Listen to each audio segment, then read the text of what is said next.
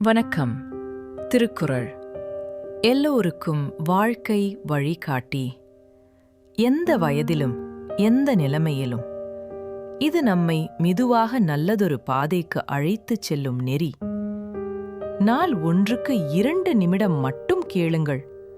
புரியாவிட்டாலும் பரவாயில்லை, நடைமுறைப்படுத்த முடியாவிட்டாலும் கவலையில்லை. கேளுங்கள், மெதுவாக உங்கள் மனதில் ஒரு மாற்றம் உருவாகும். கடினமான நேரங்களிலும் கூட அது உங்களை அமைதியாக தூக்கும். உங்கள் வருகைக்கு நன்றி.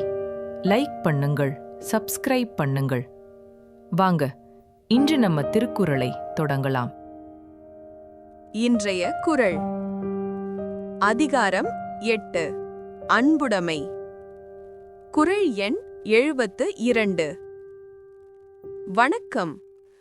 அன்பு இல்லாதவர்களுக்கும் அன்பு உடையவர்களுக்கும் இடையில் உள்ள வேறுபாடு என்ன என்பதை பற்றி பேசும் வள்ளுவப் பேராசானின் 72வது அமுதமொழியை இன்று நாம் அறியலாம்.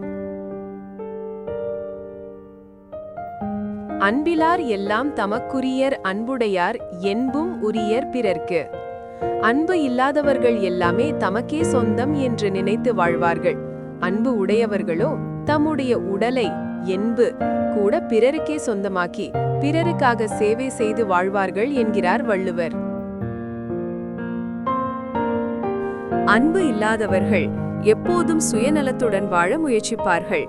ஆனால் உண்மையான அன்புடையவர்கள் தமது உடல் உழைப்பையும் வாழ்வையும் கூட பிறருக்காக அர்ப்பணிப்பார்கள்.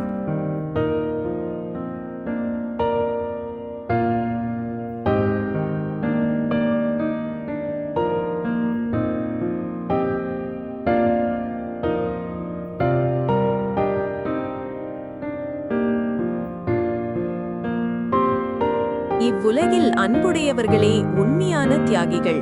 தங்களால் இயன்ற அனைத்தையும் தன்னலனை கருதாமல் பிறருக்காகவே பயன்படுத்துபவர்கள் என்பதை இந்த குறள் எடுத்துரைக்கிறது. மீண்டும் ஒரு குறளுடன் சந்திப்போம். உங்கள் மனம் நிம்மதியாய், உங்கள் வாழ்வு நிலைத்ததாக இருக்க நமது சேனலுடன் இணைந்திருங்கள். வீடியோ பிடித்திருந்தால் லைக் செய்யவும் மற்றும் புதிய ஞான கருத்துக்களை பெற சப்ஸ்கிரைப் செய்ய மறக்காதீர்கள்.